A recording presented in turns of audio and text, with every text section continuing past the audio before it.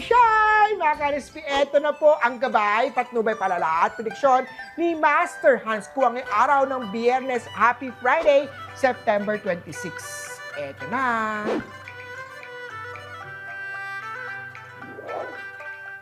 Sa mga pinanganak ng Year of the Rat, may barya na maaaring magsimula ng bagong Ipon Challenge.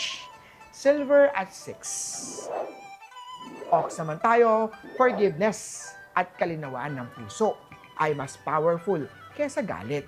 Red at 3. May kliyente naman na muling babalik sa mga Year of Tiger, kaya naman always treat them well. Yellow at 5. Kay rabbit naman tayo kumain ng green leafy vegetable para sa mas magaang na pakiramdam. Green at 9. Kay dragon naman tayo, simula na ng overdue na trabaho bago pa ipaalala ito ni Boss. Orange at 7. Eto naman, Care of the Snake, mag-ingat sa panlilinlang online.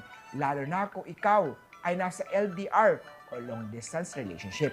White at 4. Sa mga pinanganak ng Year of the Horse, iwasang gumastos sa gamit na hindi kailangan. Mas mainam, mag-save, magtabi ng pera. 8 at purple. Kay Goat naman tayo, maglaan ng oras sa video call at planuhin ang susunod na pagkikita para patagtagin, para pa-strengthen ang tiwala sa isa't isa. Gold at 2. Kay Monkey naman tayo, iwasan ang kape sa hapon, lalo na kung hirap ka matulog.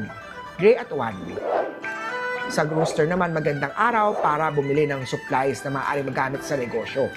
Blue at 8. Kay Dog naman tayo, kumain ng fruits as a healthy alternative kesa sa chips o mga junk food sa merienda. Pink at 5. At kay Year of the Pig naman, para tuloy-tuloy ang sipag at maging mapabilang sa top 4 performance, gawing consistent ito. Green at 7. Ito ang lagi natin tatandaan na ito po'y gabay, patnubay, palala at prediction lamang ni Master Hans Kua. Nasa inyong mga kamay, nasa lalay ang inyong tagumpay. Kaya always be positive at i-claim ang mga swerte, mga ka-RSP.